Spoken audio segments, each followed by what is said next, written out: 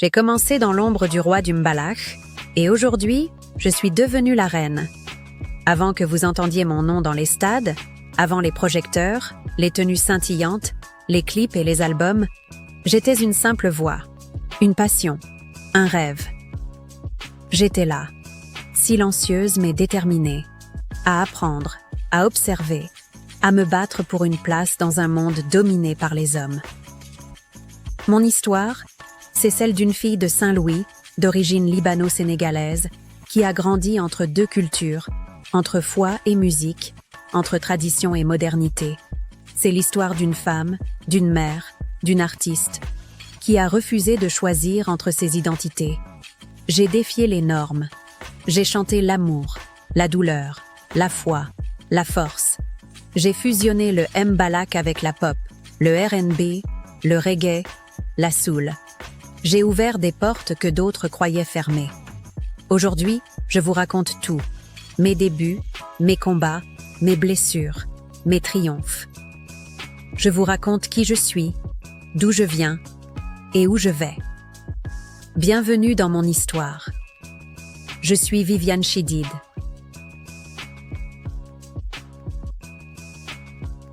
Je suis née à Bour, mais c'est dans la chaleur et l'élégance de Saint-Louis, l'ancienne capitale du Sénégal, que j'ai grandi. Mon nom, c'est Viviane Ndour. Mais à l'époque, on m'appelait encore Viviane Chidid. Ce nom-là, il venait de mon père, un homme d'origine libanaise. Ma mère, elle, est une Sénégalaise pure souche, née de cette terre qui danse, qui chante, qui prie. J'ai grandi entre ces deux mondes, l'Orient et l'Afrique. Deux cultures, deux rythmes, deux façons d'aimer la vie. Mais une seule âme, celle d'une petite fille qui allait plus tard devenir la voix d'un peuple. Chez nous, la musique n'était pas un loisir, c'était un souffle. Elle accompagnait chaque moment de la journée, les matins calmes, les fêtes familiales, les soirs de nostalgie. Je me souviens de ma mère qui fredonnait des chansons traditionnelles pendant qu'elle préparait le thiéboudienne. Le son de la radio, toujours allumé, me berçait pendant que je faisais mes devoirs. Le mbalax, ce rythme typiquement sénégalais fait de tambours sabars et de chants puissants, coulait dans mes veines sans même que je le réalise.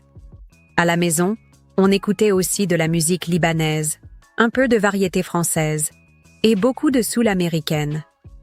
Whitney Houston, Mariah Carey et Michael Jackson étaient pour moi comme des parents musicaux adoptifs.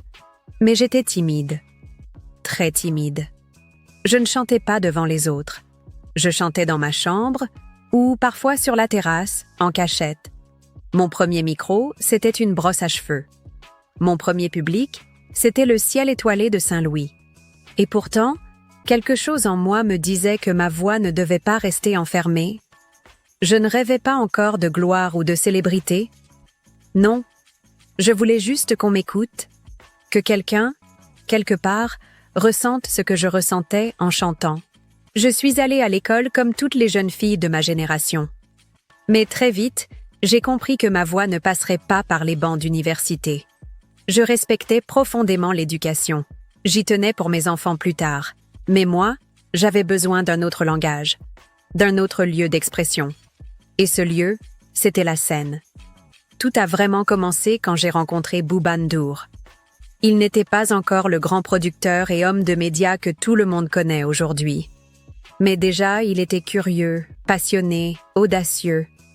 Il avait cette capacité à voir en quelqu'un ce que la personne ne voyait pas encore elle-même. Il a été le premier à me dire « Viviane, tu as quelque chose. Une voix, un style, une énergie. Il ne faut pas que tu laisses ça dormir. » Et je l'ai écouté.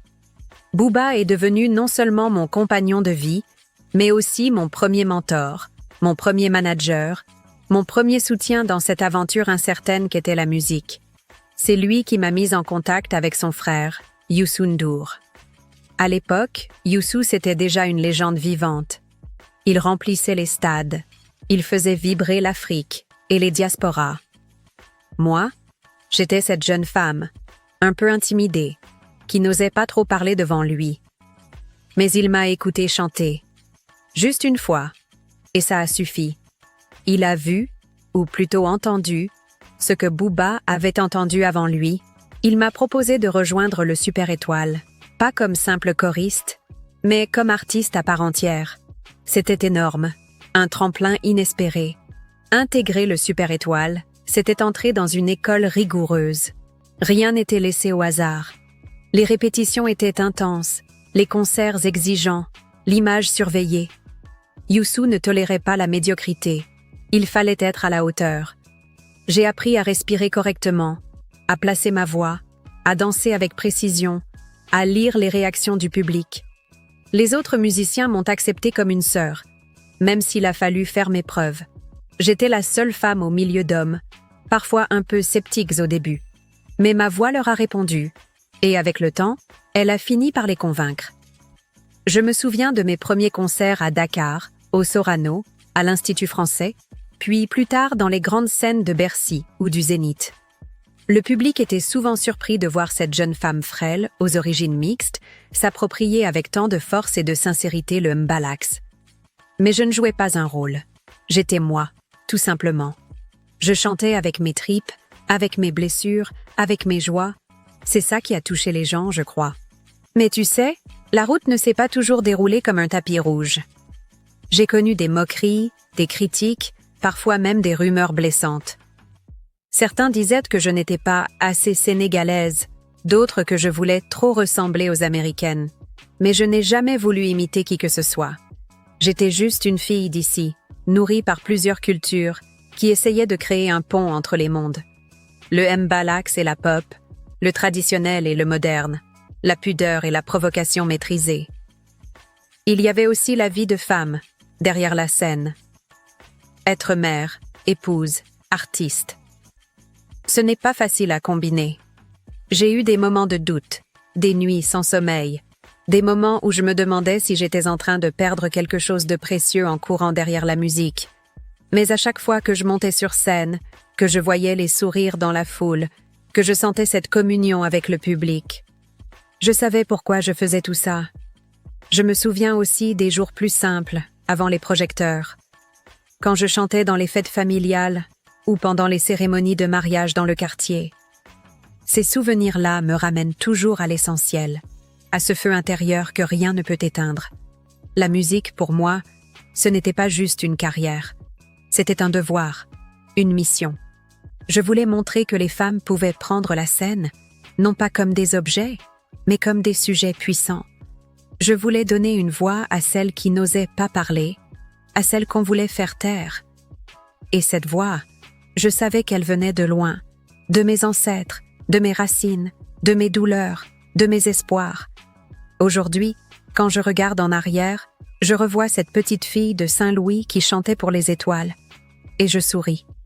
Parce qu'elle ne s'est jamais tue. Elle a grandi. Elle a traversé les tempêtes. Et elle a appris à transformer ses silences en musique. Je n'avais jamais imaginé que ma vie prendrait un tel virage. Moi, Viviane, la jeune fille discrète qui chantait plus souvent pour elle-même que devant les autres, j'allais entrer dans un monde que je regardais de loin avec des étoiles dans les yeux. Celui du Super Étoile de Dakar, l'univers de Youssou M'Ndour. C'était irréel, presque trop beau pour être vrai. Quand tout a commencé, je n'étais pas encore là, Viviane Chidid. J'étais une jeune fille passionnée de musique, mais qui cherchait encore sa place, sa voix, son chemin. À l'époque, ma vie était simple. Je chantais par instinct, par besoin presque viscéral. Mais je n'étais pas formée. Je n'avais jamais mis les pieds dans un vrai studio professionnel, jamais tenu un micro devant un grand public. Ce que j'avais, c'était l'envie, la passion, et surtout cette petite flamme au fond du cœur que je refusais d'éteindre, même quand la vie devenait dure. Ma rencontre avec Booba Ndour a été décisive. Elle n'était pas fortuite. Booba, le frère de Youssou, était déjà un pilier dans le monde de la musique au Sénégal. Un manager averti, un passionné de son, de rythme, d'émotion. Notre relation a d'abord été artistique. Il a vu quelque chose en moi que je n'étais même pas encore capable de formuler. Il a cru en ma voix, en mon potentiel. Mais il a aussi mis le doigt sur mes faiblesses. Il m'a dit « Tu as du talent, mais tu dois apprendre. Tu dois travailler. Tu dois devenir une élève de la musique avant de prétendre être une artiste. Alors j'ai appris, j'ai écouté, j'ai observé, j'ai répété. Pendant des mois, j'ai été dans l'ombre. L'ombre bienveillante mais exigeante d'un géant, Youssou N'Dour. Il ne donnait rien facilement, et il avait raison. Il fallait mériter sa place. Et au Super Étoile, il y avait des musiciens d'un niveau extraordinaire, des choristes d'élite, une discipline militaire, une exigence artistique presque inhumaine. J'ai été confrontée à mes limites, à mes doutes, à mes fragilités, mais j'ai tenu. Parce que j'aimais ça. J'aimais ce monde, même quand il était dur. J'aimais sentir que je faisais partie d'un mouvement plus grand que moi. Chaque jour passé aux répétitions du Super Étoile était une école. Youssou, sans le savoir, m'a formé. Par sa manière de diriger, de composer, de respirer la musique. Par son professionnalisme, sa rigueur, son obsession du détail. Rien n'était laissé au hasard. Chaque note, chaque silence, chaque montée vocale était pensée, polie, répétée. Il m'a appris à être vraie, à être forte, à être précise. Je me souviens de ma toute première montée sur scène avec le groupe. J'avais le trac comme jamais. Mes mains tremblaient. Mon cœur battait à toute vitesse. Mais dès que j'ai entendu les premières notes, quelque chose s'est aligné en moi. Une énergie nouvelle m'a traversée. Et j'ai chanté. Pas parfaitement, mais avec sincérité. À la fin du concert, Booba m'a regardé avec un sourire discret. Il ne disait pas grand-chose, mais ce jour-là, son regard m'a dit « Tu es sur la bonne voie ». Intégrer l'univers du Mbalax. Ce n'était pas seulement apprendre à chanter sur des sabars. C'était plonger dans une culture, dans une identité. Le Mbalax, c'est une manière de ressentir le temps, de jouer avec les silences, de créer des ponts entre les générations. C'est une musique viscérale, corporelle. J'ai dû réapprendre mon corps, ma voix, ma présence. Il ne s'agissait pas d'imiter Youssou ou de faire du copier-coller. Il fallait trouver ma propre place dans ce monde, mon propre style. Mais cette intégration n'a pas été facile. J'étais jeune, je venais d'un univers plus métissé, plus urbain, influencé par la soul, le reggae, le R&B. Certains puristes me regardèrent de travers. Ils disaient que je n'étais pas Mbalax à 100%, que j'étais trop influencée par l'Occident, que je ne serais jamais qu'une chanteuse pop avec des sabars derrière. Ces critiques me blessaient, bien sûr, mais elles m'ont aussi motivée. Je voulais prouver que je pouvais apporter quelque chose de nouveau sans trahir l'essence de notre musique. Avec Booba, notre relation a évolué. De professionnelle, elle est devenue plus personnelle. Nous avons construit quelque chose ensemble. Une vie, une famille, mais aussi une vision. Il a été un manager exigeant, parfois même dur. Il voulait que je sois au top, toujours. Et moi, j'en demandais autant. Nous avions des disputes, des désaccords artistiques, mais au fond, nous regardions dans la même direction. Il voulait faire de moi une icône.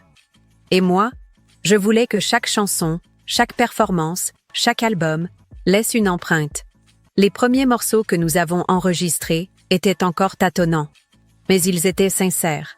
Des titres comme Sama Nene ou Nangenma m'ont permis de poser mes marques, de tester ma voix, d'apprendre les codes. Je me rappelle de nuits entières passées en studio, à refaire les mêmes prises, encore et encore. Je pleurais parfois de fatigue, de frustration. Mais je ne lâchais rien. Le public a commencé à me remarquer. D'abord doucement, puis de plus en plus fort. Certains me voyaient juste comme la belle-sœur de Youssou, d'autres comme la copine de Booba. Mais peu à peu, ils ont commencé à entendre ma voix. Et c'est là que tout a changé. Quand les gens ont arrêté de me voir à travers les autres, pour m'écouter, moi, pour ce que j'avais à dire, à chanter, à transmettre, ma relation avec Youssou N'Dour était complexe, mais essentielle. Il m'intimidait, bien sûr. C'était une légende vivante. Mais il m'a aussi inspirée. Il ne m'a jamais prise par la main. Il ne m'a jamais protégée ou mise en avant gratuitement. Au contraire, il m'a laissé me battre, me former, me prouver, C'est ça qui m'a permis de devenir forte, de devenir Viviane. Pas juste une voix de plus, mais une artiste avec une identité, une colonne vertébrale. Il y a eu des périodes difficiles, des moments où je doutais, où je me demandais si j'avais ma place. J'étais souvent seule face à mes choix, mais j'ai appris à puiser dans cette solitude, à en faire une force, à en faire une musique. Le mbalax m'a adopté petit à petit, mais j'ai aussi su le faire évoluer. J'ai osé des sons, des mélanges, des fusions. J'ai refusé qu'on me mette dans une case. Ces années-là ont été les plus formatrices de ma vie. C'est là que j'ai compris que la musique, ce n'était pas seulement une passion, c'était une mission, un engagement, une manière de résister, de témoigner, de construire. J'étais dans l'ombre, oui, mais une ombre féconde. Une ombre qui m'a préparée à la lumière, et quand la lumière est arrivée, j'étais prête. Quand j'ai quitté le Super Étoile, beaucoup ont murmuré que c'était une folie, que je ne pourrais pas survivre seule dans cet univers si dur, si exigeant, que j'allais me perdre sans la protection du grand Youssou. Et peut-être qu'une partie de moi avait peur aussi. Mais il y avait une voix en moi, forte et insistante, qui disait « Il est temps d'exister en ton nom propre. » Alors j'ai écouté cette voix, et j'ai sauté dans le vide. Ce vide, c'était ma liberté. Je me souviens du tout premier concert en solo. Ce jour-là, j'étais terrifiée. Il n'y avait plus personne pour rattraper mes failles, plus de mentors, plus d'ombre rassurante. Juste moi, Viviane, une femme debout devant un micro, avec une foule qui voulait voir si j'étais vraiment capable de briller sans appui. J'avais le cœur qui cognait dans ma poitrine comme un tambour. Mais dès les premières notes, tout s'est effacé. La peur, les doutes, tout. Il n'y avait plus que la musique, ma voix. Et ce lien mystérieux qui se crée avec le public quand on ose tout donner. C'est ce jour-là que je suis devenue une star. Mais avant ce moment, il y a eu tant de travail, de nuits blanches, de décisions difficiles. Lancer une carrière solo, c'est comme bâtir une maison à main nue. Il faut tout penser, le style, l'image, les musiciens, les clips, les arrangements. Il faut apprendre à dire non, à choisir ses combats, à prendre des risques. Très tôt, j'ai su que je ne voulais pas me contenter du cadre classique du mbalax. Bien sûr, cette musique coule dans mes veines. C'est notre patrimoine, notre fierté. Mais je voulais l'emmener ailleurs. Lui donner une touche plus urbaine, plus moderne, y injecter de la soul, du RB, un peu d'électro parfois, créer un son qui me ressemble, féminin, fier, métissé. C'est ainsi qu'est née cette idée de pop mbalax, un style hybride à la croisée des mondes. Ce style, c'est moi. Les premières chansons de ma carrière solo ont été des prises de position. Avec Sama Nene, j'ai voulu parler aux femmes, aux jeunes, à celles et ceux qui n'avaient pas toujours la parole. Je racontais l'amour, mais aussi les blessures, les attentes, les silences. Et le public a écouté. Mieux, il a chanté avec moi. Puis, il y a eu Yobuma, un des morceaux les plus personnels de ma vie. Je l'ai écrit à un moment où j'avais besoin de me libérer, d'exprimer une rage douce, une frustration d'être enfermée dans une case. Ce morceau m'a valu beaucoup de critiques, parce qu'il bousculait. Mais c'est ce que je voulais. Secouer. Dire haut ce que beaucoup taisaient. Petit à petit, les choses se sont enchaînées. Les concerts se sont multipliés, les fans ont afflué. On me surnommait la reine du Jollof Band, et parfois même la Beyoncé sénégalaise. Je riais souvent de ce surnom, parce que je savais combien notre réalité ici est différente, mais j'en comprenais aussi le sens. Une femme forte, indépendante, qui assume son art avec ambition. Créer le Jollof Bandi, c'était plus qu'un projet musical, c'était un manifeste, une manière de dire « Voilà, je suis là, j'avance avec les miens ». Ce groupe, je l'ai construit comme une famille. J'ai voulu que chaque musicien, chaque choriste, sente qu'il fait partie d'une aventure humaine, pas juste d'une carrière. Et puis, il y avait les clips. J'y ai mis toute mon énergie, toute mon esthétique. Je voulais casser les codes, montrer qu'une artiste africaine pouvait être moderne, glamour, audacieuse, sans perdre son essence. Les robes, les coiffures, les chorégraphies, tout était pensé pour dire « Je suis une femme et je suis libre ». Ça n'a pas toujours plu. Certains me reprochaient d'être trop occidentale, d'en faire trop. Mais je m'en fichais, parce que je savais que chaque image projetée ouvrait une porte pour d'autres femmes. Ce que beaucoup ne savaient pas, c'est à quel point j'étais seule. Parfois, derrière les projecteurs, il y a des heures d'angoisse, des tensions dans l'équipe, des factures à payer, des décisions à prendre. Être une femme dans l'industrie musicale, c'est porter un poids que peu d'hommes connaissent. On attend de toi que tu sois parfaite, souriante, toujours prête. Mais on ne te pardonne rien. J'ai dû me battre pour que mon art soit respecté. Pour qu'on comprenne que je n'étais pas juste une voix jolie ou une belle silhouette. Que j'étais une artiste complète.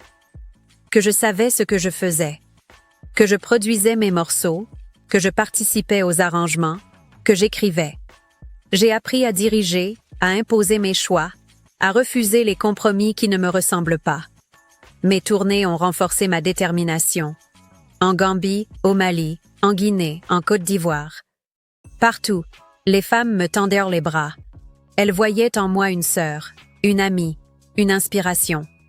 Elles me racontèrent leur quotidien, leurs peines, leurs rêves. Et chaque fois, je me disais « Voilà pourquoi tu chantes ». Pas pour les trophées, pas pour la célébrité, mais pour ces instants de vérité, d'amour pur, entre toi et celle qui t'écoute. Mon premier album solo, Bataclan, est un jalon important. Il marque ce moment où j'ai assumé pleinement ma voix, mon style, ma parole. J'y mélange le mbalax, le pop, des sonorités internationales. Et surtout, j'y parle vrai. D'amour, de trahison, d'espoir, de foi. Cet album m'a permis de franchir une nouvelle étape, d'élargir mon public, d'être reconnue non seulement comme chanteuse, mais comme créatrice. À cette époque, j'ai aussi multiplié les collaborations avec Pape Diouf, Wally Seck, Yoro Ndiaye, mais aussi avec des artistes africains et caribéens. J'adorais ces moments de fusion. On partageait nos sons, nos visions, nos différences. Parce que l'Afrique musicale est riche, immense, et qu'il faut la faire circuler. Mais l'un des moments les plus forts de ma carrière solo reste mon concert au Grand Théâtre de Dakar. Ce soir-là, j'ai compris à quel point mon parcours avait touché les gens. Le public chantait toutes mes chansons, pleurait, dansait, criait. Je n'ai jamais oublié ce moment. C'est là que j'ai vu dans leurs yeux que j'étais devenue plus qu'une artiste. J'étais une icône. Une icône, oui, mais toujours en mouvement. Parce que pour moi, le succès n'est jamais un acquis. C'est une course, un combat quotidien. Et je savais que pour durer, je devais sans cesse me réinventer. Alors j'ai exploré d'autres univers. Je me suis essayée au gospel, à l'afrobeat, à des sons plus électroniques. J'ai accepté de prendre des risques. De déplaire, parfois. Parce qu'un artiste qui veut plaire à tout le monde finit par ne plus rien dire. Mon envol en solo, c'est cette période d'émancipation, de transformation, de vérité. C'est là que je suis devenue Viviane Chidid, la reine du pop mbalax. Une femme libre, audacieuse, parfois imparfaite, mais toujours sincère. Et cette histoire, tu sais, elle continue encore. Je me souviens de cette période comme d'un moment de défi et de feu. J'avais décidé de marcher seule, mais pas pour fuir mes racines. C'était pour mieux les redessiner. Dès mes premières scènes en solo, je savais que je ne voulais pas simplement chanter comme on l'avait toujours fait. Je voulais créer un pont entre mon héritage mbalax et une modernité que je sentais vibrer en moi. Et cela passait partout. Ma voix, mon style, mes paroles, et même ma silhouette sur scène. Dans le mbalax, les femmes ont toujours été là, mais souvent dans des rôles périphériques, cantonnés à la chorale, au refrain, ou à des morceaux plus doux, féminins, comme si l'intensité du sabar ou la profondeur des textes ne leur appartenaient pas. Moi, je ne voulais pas d'une place assignée. Je voulais être au centre. Je voulais être entière. Ma voix a toujours été particulière. Ce n'est pas une voix de griotte traditionnelle, ni une voix grave et profonde comme certaines pionnières du genre. Elle est claire, parfois aérienne, mais capable de puissance et de densité. J'ai appris à l'utiliser comme une arme, un drapeau, une texture. Quand je chantais un morceau mbalax, je voulais qu'on sente aussi l'écho d'un R&B américain, le frisson d'un zouk caribéen ou le flow d'un pop sénégalais réinventé. Je voulais qu'on m'écoute autrement. Pas comme une femme qui fait du mbalax, mais comme une artiste qui élargit les frontières du genre. Mais tout ne passait pas par la voix. Il y avait l'image. Et là, je savais que je touchais à une corde sensible. Quand j'ai commencé à oser les jeans moulants, les hauts courts, les robes étincelantes, j'ai entendu les murmures. C'est trop. Ce n'est pas digne. Elle veut imiter les stars américaines. Elle oublie qu'elle est une femme sénégalaise. Mais ce que beaucoup ne comprenaient pas, c'est que je n'essayais pas d'imiter qui que ce soit. Je créais mon propre langage visuel. Un langage où être une femme n'était pas une limite, mais une force. Je venais d'un métissage culturel, d'un héritage saint-louisien, libano-sénégalais, où la coquetterie, le raffinement, mais aussi la liberté d'expression étaient des piliers. J'ai toujours aimé la mode, le maquillage, les coiffures soignées. Pas pour plaire au public masculin, mais pour exprimer ma personnalité. Je voulais que mes clips parlent aussi fort que mes chansons, qu'ils racontent une femme moderne, libre, ancrée dans sa culture, mais tournée vers le monde. Un jour, j'ai reçu une lettre anonyme. Elle disait simplement « Merci. Grâce à toi, j'ai osé porter ce que je voulais au baptême de ma fille. » Je ne me suis pas sentie honteuse. J'ai pleuré ce jour-là, parce que j'ai compris que, bien au-delà des projecteurs, quelque chose était en train de bouger. Ce n'était pas facile. Il y a eu des critiques, parfois violentes. Certains médias me caricaturaient, me réduisaient à une image provocante, comme si je n'étais que cela. Mais ceux qui écoutaient vraiment, qui prenaient le temps de voir au-delà de la surface, comprenaient le combat. Car c'en était un, même si je ne le menais pas avec des slogans. Je voulais que les petites filles qui me regardaient comprennent qu'elles pouvaient être elles-mêmes, qu'elles pouvaient aimer leur culture sans être enfermées dedans, qu'elles pouvaient danser avec énergie, s'habiller avec style, parler fort, chanter haut et garder leur dignité intacte. Dans mes chansons, je mélangeais le sabar avec des rythmes électroniques. J'utilisais des mots wolofs aux côtés d'expressions anglaises ou françaises. Je chantais des histoires d'amour, mais aussi des blessures, des trahisons, des espoirs. Je parlais de femmes fortes, de mères fatiguées, de jeunes filles rêveuses, de femmes d'affaires et de battantes. Et puis, il y avait les collaborations. J'ai travaillé avec des artistes comme Awadi, Degiti et d'autres voix du hip-hop sénégalais. Ce n'était pas innocent. Le hip-hop, c'était le langage d'une jeunesse qui n'avait pas peur. Moi non plus. Je voulais dialoguer avec cette énergie-là. Créer des ponts entre les générations, entre les genres. Montrer que le mbalax n'était pas figé, qu'il pouvait vibrer autrement. On a souvent dit que j'étais la reine du pop mbalax. Ce titre, je ne l'ai jamais demandé, mais je l'ai accepté, parce qu'il reflétait quelque chose de vrai. J'avais réussi à créer un son, une signature, une façon de chanter, de danser, de briller, qui m'était propre. Un jour, lors d'un grand concert à Dakar, j'ai vu dans le public une fillette de 10 ans. Elle portait une de mes robes de scène en version miniature. Elle imitait mes gestes, mes mimiques. J'ai souri, parce que cette fillette-là, c'était peut-être une future star. Mais surtout, c'était une graine plantée dans un terrain nouveau, celui d'un mbalax plus libre, plus large, plus féminin, sans être moins respectueux de ses racines. Avec le temps, j'ai compris que chaque chanson que je sortais, chaque clip que je publiais, chaque tenue que je portais sur scène ou à la télévision, devenait un message. Un message à celles qui n'osaient pas, à celles qu'on faisait taire, à celles qui avaient trop longtemps attendu qu'on leur dise qu'elles avaient le droit. Alors oui, Je suis une femme dans le Balak. Mais je suis aussi celle qui a refusé de rester dans les marges. Celle qui a redéfini les contours. Non pas pour dominer les autres, mais pour ouvrir la voie. Et ce chemin, je continue de le tracer. Pour moi, pour mes filles, pour toutes celles et ceux qui croient qu'on peut être moderne sans être coupé de ses racines, qu'on peut être libre sans être perdu, qu'on peut être une femme et tout le reste. Il faut du courage pour être aimé, mais il en faut encore plus pour être critiqué sans se briser. Dès que j'ai commencé à prendre de la place, à faire entendre ma voix d'une manière différente, j'ai compris que je ne pourrais pas plaire à tout le monde. Et ça, je l'ai appris dans la douleur. Parce qu'au Sénégal, comme partout ailleurs, quand une femme sort des cadres, qu'elle prend la lumière, qu'elle ose, il y a toujours une partie du monde qui se lève pour dire « Pourquoi elle ?» J'ai été applaudie, mais j'ai aussi été jugée. Longtemps, parfois violemment. On me disait trop provocante, pas assez traditionnelle. Certains m'accusaient d'avoir vendu le mbalax, de l'avoir habillé à l'américaine. D'autres m'accusaient d'avoir oublié mes racines, d'avoir oublié les valeurs. Et à travers tout ça, il y avait une chose qui revenait tout le temps, mon apparence. On ne parlait pas seulement de ma voix ou de mes chansons, non. On parlait de mes robes, de mes coiffures, de mes mouvements sur scène.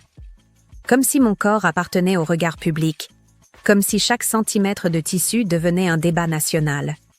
J'étais parfois épuisée de voir que ce que je faisais de beau, de créatif, était réduit à des jugements moraux. Et pourtant, j'ai continué. Parce que je savais qui j'étais. Parce que ma musique ne trichait pas. Mais je ne vais pas faire semblant. Il y a eu des nuits difficiles, des moments où j'ai pleuré seule, des jours où les journaux titraient sur moi avec des mots durs, des blogs, des émissions télé où l'on débattait de mon comportement, de ma vie privée, de mon mariage, comme si j'étais un personnage de fiction. C'était étouffant, injuste, blessant.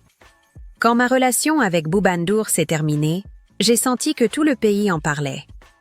Ce qui aurait dû rester intime est devenu public.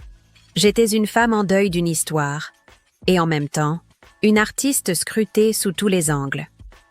Il fallait continuer à monter sur scène, à sourire, à chanter des chansons d'amour, alors que mon propre cœur vacillait. Je me souviens d'un concert que j'ai donné à ce moment-là. Juste avant de monter sur scène, j'étais en larmes. Mais dès que la lumière m'a touchée, j'ai serré le micro et j'ai chanté avec toute ma force. Parce que la scène est aussi ma thérapie, mon refuge, mon exutoire. Avec le temps, j'ai appris à me blinder. J'ai compris que chaque critique ne mérite pas une réponse. J'ai compris que le public est multiple. Il y a ceux qui aiment sincèrement, ceux qui observent et ceux qui attaquent parce qu'ils sont eux-mêmes remplis de douleur ou de frustration. J'ai appris à ne plus prendre tout personnellement. Mais cela ne veut pas dire que je suis insensible.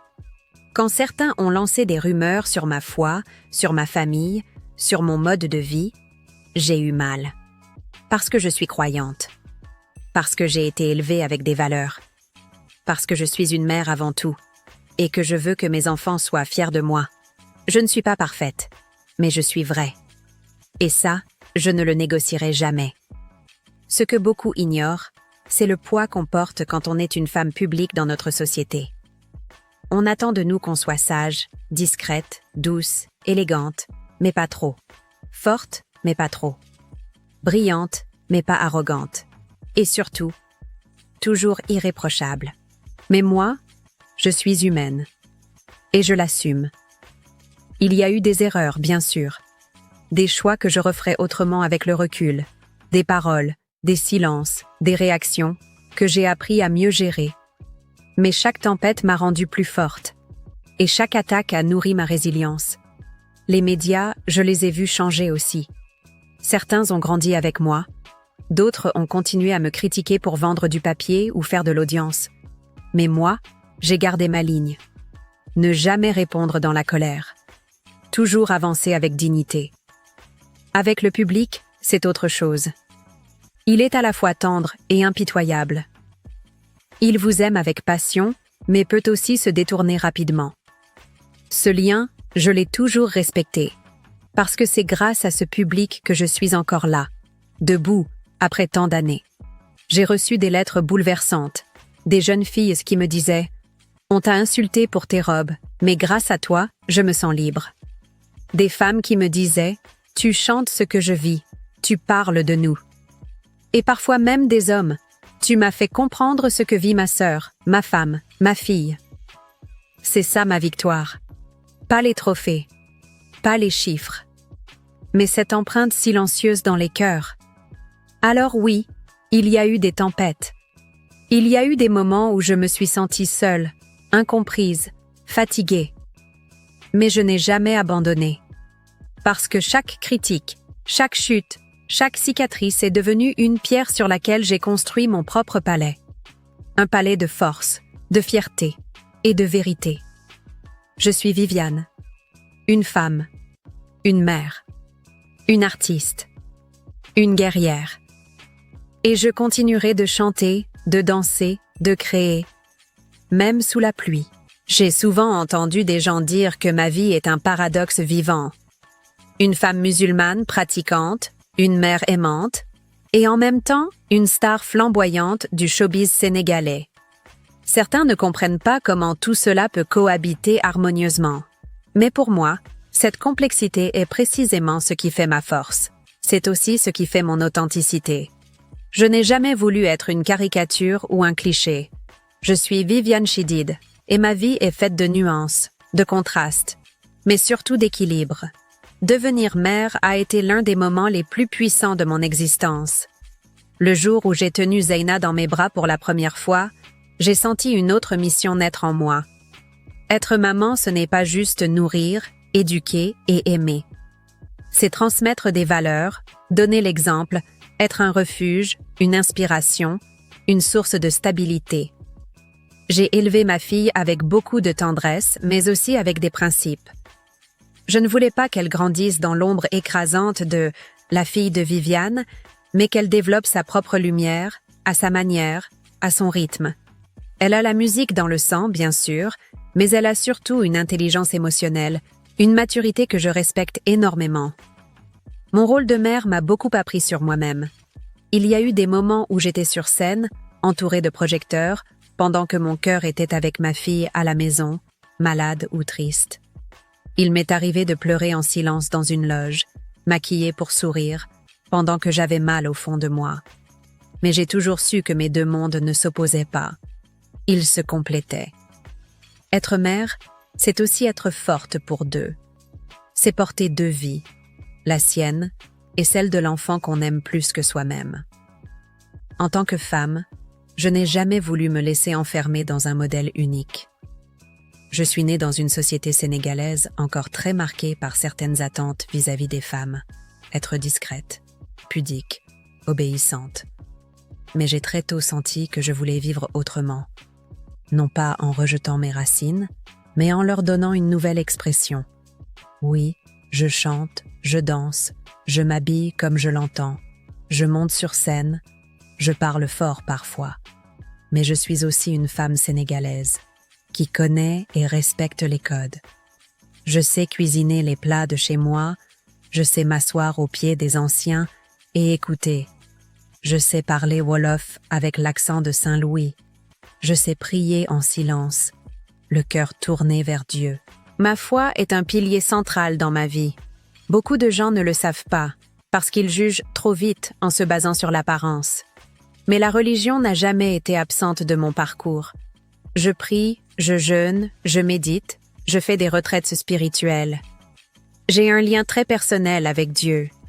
Il y a des nuits où je reste éveillée, seule avec mes pensées, à parler à mon Créateur. C'est ce lien invisible mais solide qui me permet de traverser les tempêtes. C'est ma foi qui m'a protégée de bien des pièges du succès, de la jalousie, des trahisons, des blessures profondes que la vie ne manque pas de distribuer. Je n'ai jamais considéré qu'il y avait une contradiction entre être artiste et être croyante. L'art est une forme d'expression, une manière de toucher les cœurs. Il y a des chansons que j'ai chantées les larmes aux yeux, parce qu'elles venaient d'un lieu très profond en moi. Il m'arrive de chanter Dieu, même dans des morceaux que certains voient comme légers, Je ne suis pas une prédicatrice, je ne suis pas une sainte. Je suis une femme qui vit sa foi avec sincérité, à sa manière. Et je pense que Dieu seul lit dans les cœurs. La maternité, la foi et la carrière artistique ne sont pas faciles à concilier, bien sûr. Il y a eu des tensions, il y a eu des choix difficiles. Il m'est arrivé de décliner des contrats ou des concerts parce qu'ils entraient en conflit avec ma vie privée ou mes convictions. J'ai aussi essuyé des critiques parfois violentes, venant de ceux qui ne comprenaient pas pourquoi je faisais certaines choses, pourquoi je refusais certaines autres. Mais j'ai appris à rester droite dans mes bottes, à suivre mon intuition, à écouter ma petite voix intérieure, à être fidèle à moi-même. Être une femme musulmane dans le showbiz, c'est aussi être confrontée à des attentes contradictoires. Certains veulent que je sois un modèle de vertu, d'autres veulent que je sois toujours plus sexy, plus provocante, plus spectaculaire. Mais je refuse de me laisser tirer dans un sens ou dans l'autre.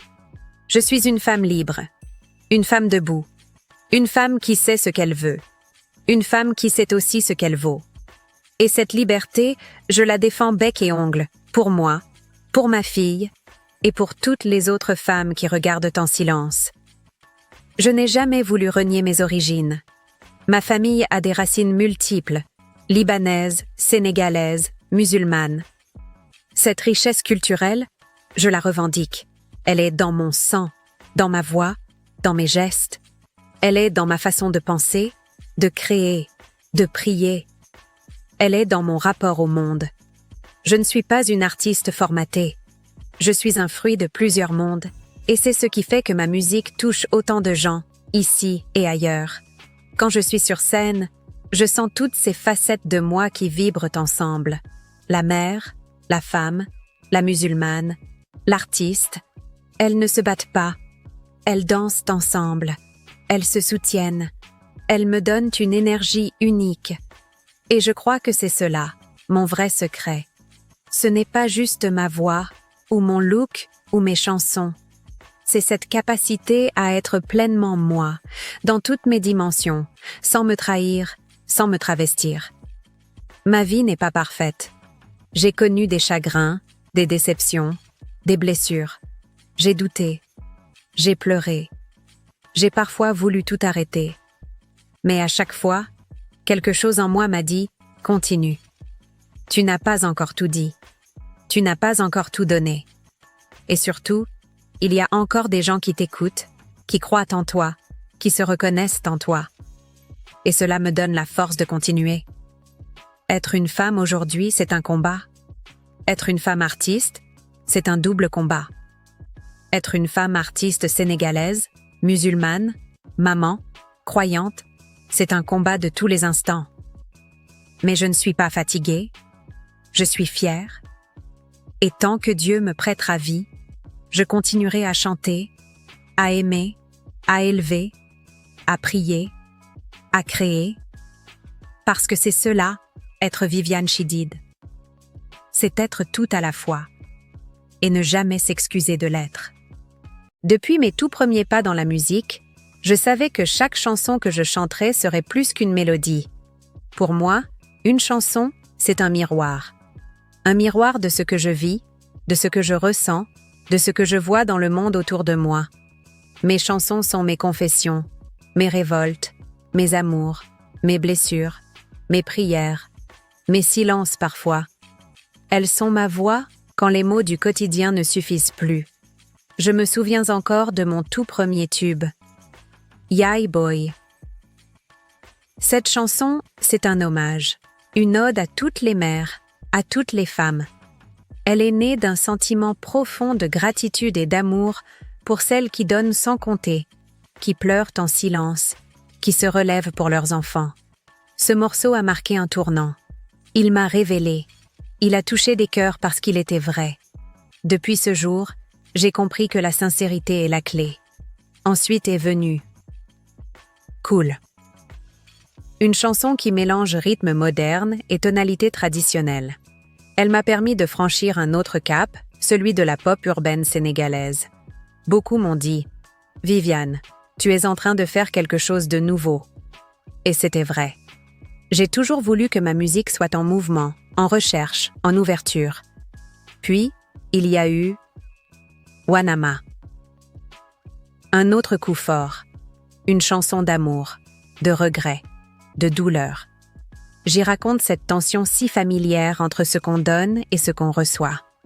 Le public a adopté cette chanson comme s'il l'avait toujours connue. J'ai vu des gens pleurer dessus, danser dessus, se réconcilier ou se séparer dessus. C'est fou ce que la musique peut faire. Parmi mes morceaux les plus aimés, on retrouve aussi Gurfit, une chanson au message fort sur les apparences, la duplicité, l'hypocrisie dans les relations. Elle a été mal comprise par certains, adorée par d'autres.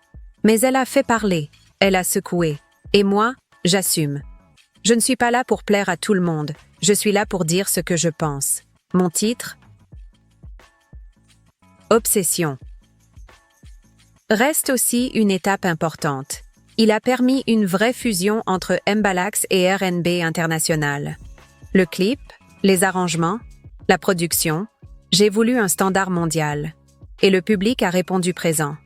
Ce morceau a ouvert des portes, notamment en Afrique de l'Ouest, mais aussi en Europe, aux États-Unis, où j'ai reçu des messages d'auditeurs qui ne comprenaient pas toutes les paroles, mais qui ressentaient l'émotion. Et puis il y a eu des chansons comme Simutu Babla, où j'ai osé des sonorités plus reggae, plus roots. J'ai toujours aimé explorer, prendre des risques. Les gens pensent parfois que je choisis un style pour plaire à un marché. Non. Je choisis en fonction de ce que je ressens. Ce que je vis dicte la couleur du son. Cherry Boy.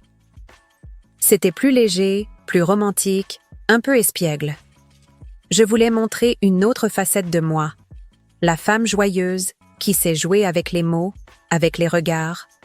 Une chanson comme Mandiar Niuma. Et plus personnelle, plus ancrée dans le vécu. Elle parle de solitude, de dignité, de choix douloureux. Je ne peux pas parler de mes chansons sans évoquer mes featurings. Avec des artistes comme Youssou N'Dour, Wally Seck, Akon, ou même des collaborations plus inattendues, j'ai cherché à fusionner les énergies. Chaque duo est une conversation entre deux âmes, deux univers. Et j'aime ce dialogue. Il m'enrichit. Maintenant, je veux vous parler de Mon ex. Mon dernier album. C'est un projet très spécial pour moi. Peut-être l'un des plus intimes, des plus audacieux aussi. Le titre lui-même. Mon ex est une provocation douce, une invitation à aller au-delà des apparences. Ce n'est pas un album sur une rupture uniquement. C'est un album sur le passé, sur ce qu'on laisse derrière soi, sur ce qu'on garde, sur les liens qui persistent même quand l'amour s'efface. Chaque chanson de cet album est une pièce du puzzle. Il y a des morceaux comme « Excuse-moi » où je parle de pardon, pas seulement envers l'autre, mais envers moi-même. Il y a « Sans toi », une ballade puissante, écrite presque comme une lettre qu'on n'envoie jamais. Et puis, il y a « Garou », un titre plus rythmé, plus dansant, qui parle de la liberté retrouvée. Avec cet album, j'ai aussi expérimenté de nouvelles textures sonores. On y trouve du trap Mbalax, du soul Mbalax, des sons électroniques mêlés à des sabars traditionnels. J'ai travaillé avec de jeunes beatmakers sénégalais, avec des ingénieurs du son de Paris, de Dakar, de New York. C'est un album international, mais profondément sénégalais dans l'âme. Les retours du public ont été bouleversants. Beaucoup de femmes m'ont écrit pour me dire que cet album racontait leur histoire. Des jeunes, des mères, des femmes seules, des battantes. J'ai compris que j'avais touché juste. Que cette fois encore, j'avais mis des mots sur ce que beaucoup vivaient en silence. Ce que je retiens de tout ce parcours musical, c'est la diversité. Je n'ai jamais voulu me répéter. J'ai chanté en wolof, en français, en anglais. J'ai chanté l'amour, la trahison, la foi, la société, la maternité, la solitude, la passion. Je me suis livrée, entière, sans masque, et je ne compte pas m'arrêter. Il y a encore tant de choses à dire, tant de styles à explorer. Je rêve d'un projet acoustique, avec juste une guitare et ma voix. Je rêve d'un projet 100% Mbalax pur, pour rendre hommage à nos maîtres. Je rêve d'un album en duo avec des femmes artistes africaines, pour célébrer la sororité. Chaque chanson est une trace que je laisse. Une empreinte, une confession, une main tendue. Et tant que j'aurai la force de monter sur scène, d'entrer en studio, d'écrire, je continuerai à chanter. Parce que ma musique, c'est ma vérité. Je me souviens encore du frisson de la première fois où j'ai posé les pieds sur une grande scène en dehors du Sénégal. C'était à Paris, à la Cigale. Je venais à peine de m'émanciper en solo, et déjà, le public sénégalais de la diaspora me faisait l'immense honneur de venir m'applaudir. C'était la première d'une longue série, car mon parcours allait bientôt dépasser les frontières de Dakar, pour résonner jusqu'à New York, Abidjan, Montréal, Bamako, Rome ou encore Londres. Quand on fait de la musique au Sénégal, on sait que la scène locale est vibrante, puissante, mais aussi ancrée dans des traditions fortes. Pour moi, le défi a toujours été de rester fidèle à mes racines tout en apportant une couleur internationale à mon art. J'ai très vite compris que le Mbalax était une force incroyable, mais qu'il pouvait aussi se réinventer. Ce qui m'a mené à explorer d'autres styles, la pop, le R&B, le reggae, la soul. Des sonorités universelles que je voulais fusionner avec l'essence de mon pays. Mon premier vrai tournant international a été ma collaboration avec le chanteur américain Zion, sur un titre qui mêlait R&B et percussion sabar. Ce morceau a été un déclic. Il a attiré l'attention des programmateurs de festivals africains, européens et américains. Bientôt, j'ai été invitée à participer à des événements comme le Bay Festival Banlieue Bleue en France, le Mazaz à Abidjan ou encore le Dakarta, où j'ai souvent partagé la scène avec des artistes d'univers variés.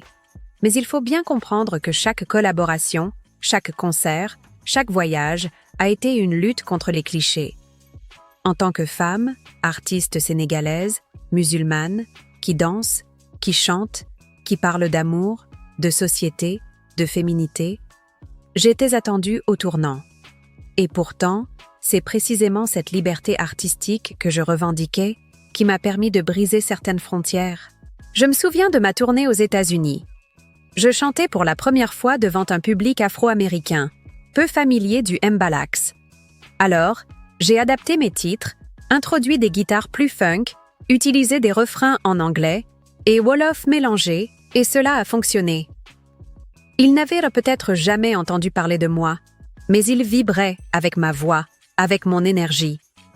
J'ai compris alors que la musique, quand elle est sincère, dépasse les langues.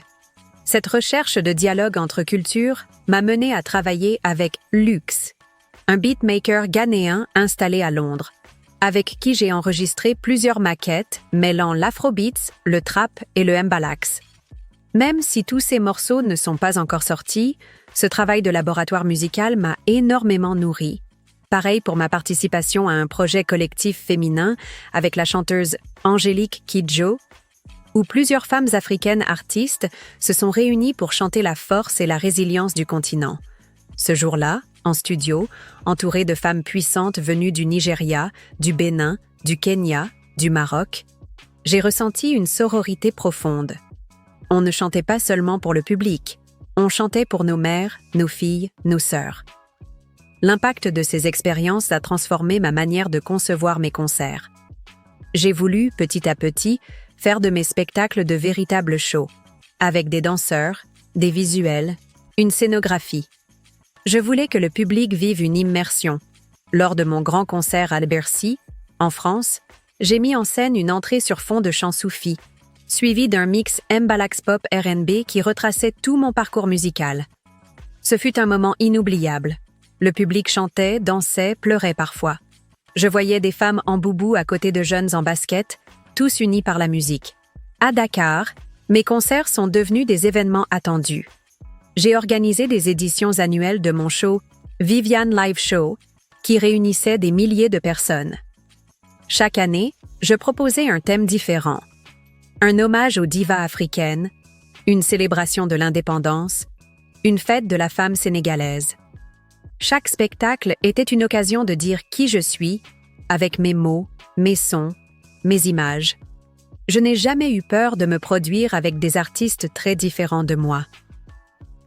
J'ai fait des featuring avec des rappeurs comme Deep Dundugis, Ngaka Blindé, mais aussi avec Pape Diouf, ou encore des chanteurs religieux comme Oustaz Makhtar Sarma dans des projets à dimension spirituelle.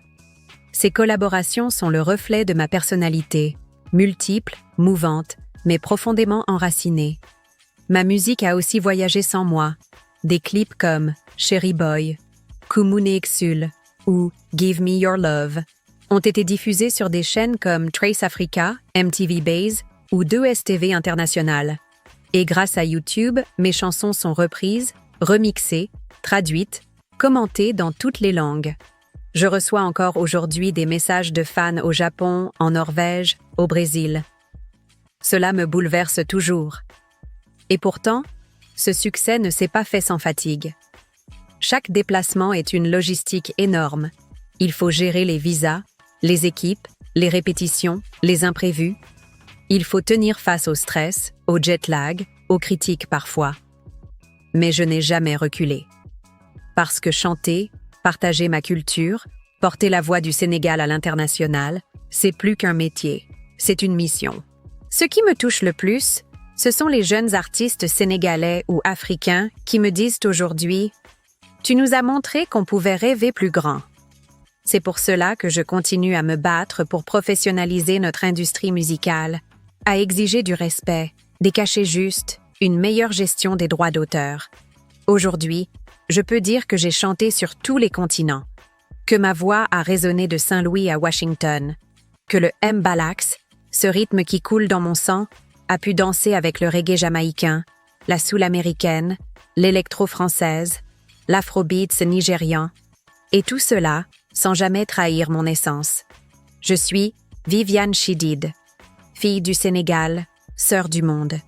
Quand je regarde autour de moi aujourd'hui, je vois des visages, des voix, des lumières qui brillent, des jeunes femmes et jeunes hommes qui montent sur scène avec l'envie de tout casser, de tout dire, de tout changer.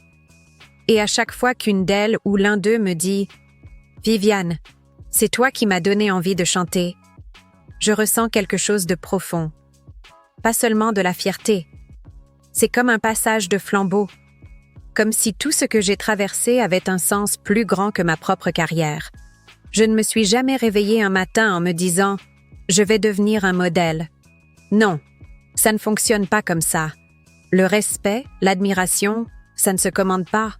Ça se construit, lentement, avec les années, avec les épreuves, avec les combats que personne ne voit. Quand j'ai commencé, très peu de femmes au Sénégal tenaient seules la scène avec une telle visibilité, une telle liberté. Il y avait bien sûr des pionnières, des femmes comme Kiné Lam, Fatou Guewel, Adiouza, qui ont ouvert des voies avant moi.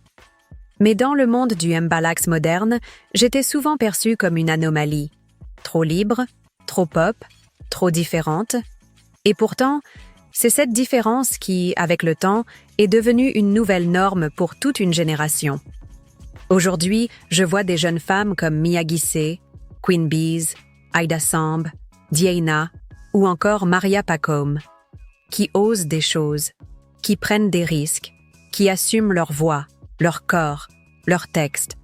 Des artistes qui chantent l'amour, la douleur, la société, le plaisir, la foi, la colère, sans demander la permission.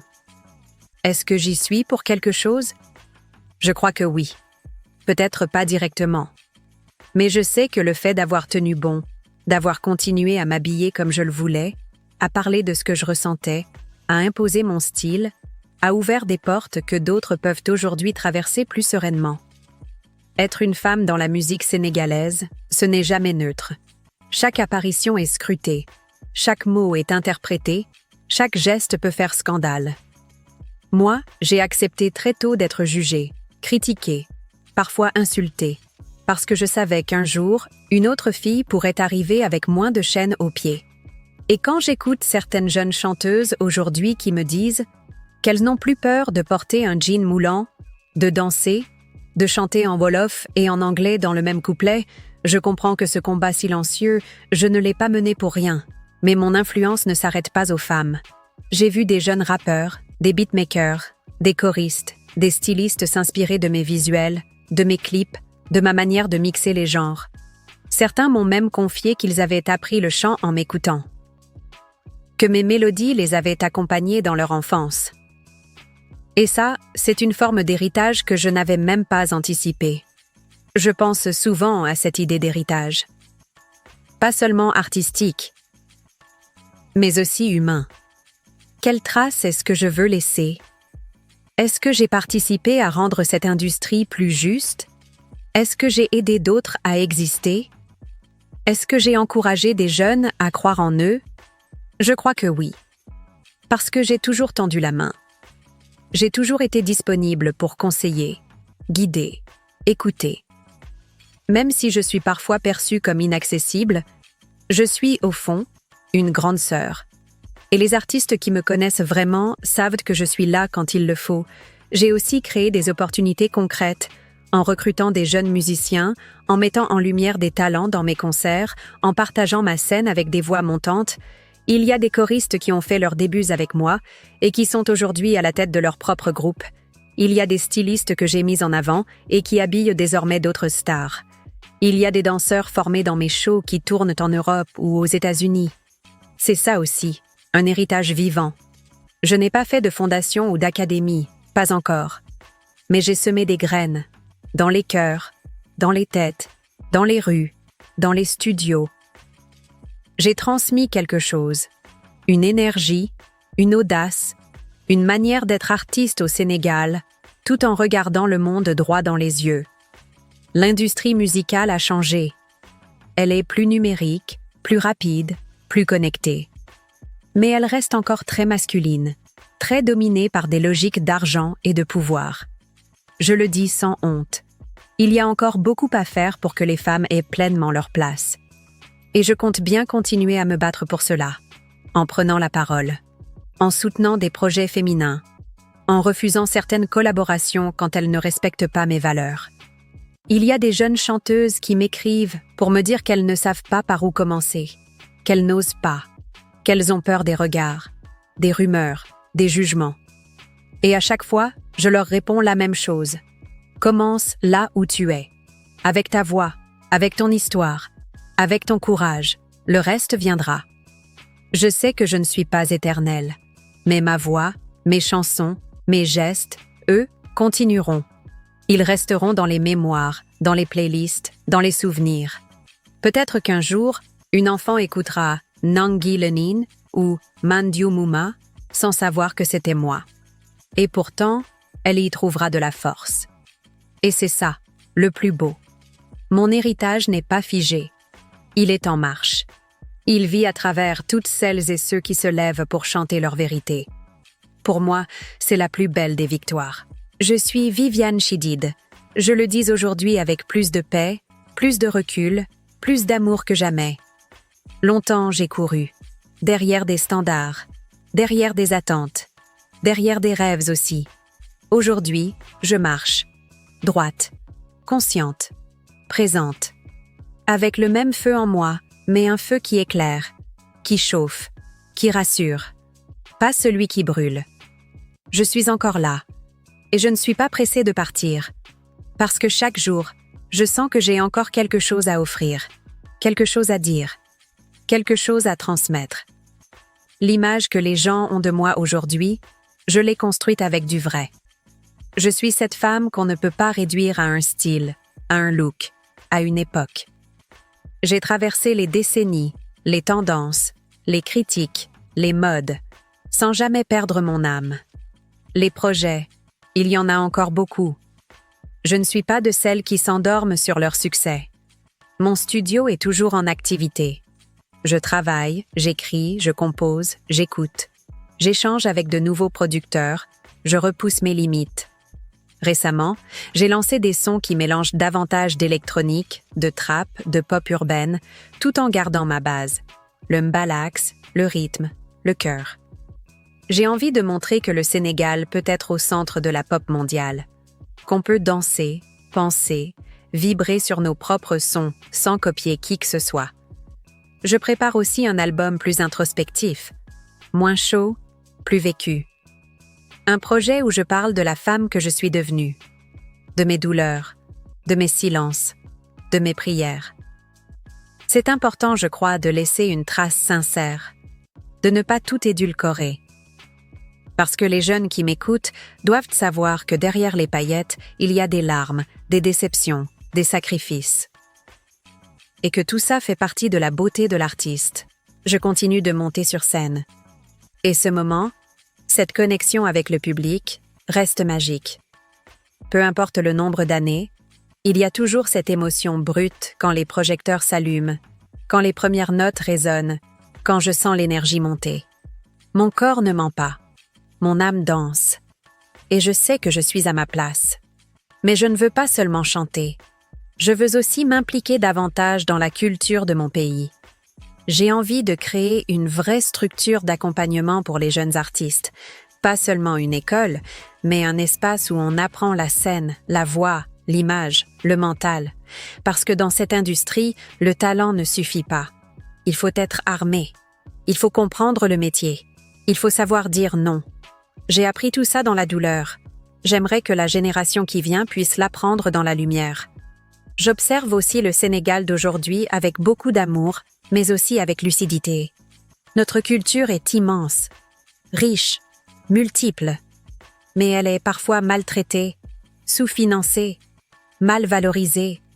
Nous devons comprendre que notre art, notre musique, notre cinéma, notre mode, ce ne sont pas des distractions. Ce sont des forces, des armes, des ponts, des identités. J'aimerais que l'État, que les décideurs, que les élites économiques investissent plus dans la culture, que les artistes soient vus comme des partenaires de développement, pas comme de simples amuseurs. La culture, c'est l'âme d'un peuple. Si on la néglige, on se perd. Si on la renforce, on rayonne. Je rêve d'un Sénégal où les jeunes peuvent vivre de leur art, où les filles peuvent monter sur scène sans peur, où les radios jouent de local sans complexe, où les clips sont financés, soutenus, exportés. Je rêve d'une Afrique qui croit en elle, pas seulement en sport ou en politique, mais aussi en chansons, en poésie, en cinéma, en beauté. Je veux dire à la jeunesse, n'ayez pas honte de qui vous êtes. N'ayez pas peur de rêver grand. On vous dira que vous n'êtes pas assez, pas fait pour ça, pas à votre place. Moi, on me l'a dit 1000 fois. Et pourtant, me voilà. Vivante, debout, libre. Soyez vous-même, avec vos accents, vos visages, vos cicatrices, vos doutes. Soyez vrai. C'est ça qui touche. C'est ça qui reste. La sincérité. Et à ceux qui m'ont soutenu depuis le début, je dis merci. Vous m'avez porté. Vous m'avez protégé. Vous m'avez aimé même quand j'étais au plus bas. Même quand je doutais. Même quand je voulais tout arrêter. Votre amour m'a tenu. Il m'a sauvée. Je suis Viviane Chidid. Une voix, une présence. Une femme, une mère, une artiste, une croyante, une battante. Une héritière d'un peuple noble. Une messagère de beauté, de douleur, de lumière. Je ne suis pas finie.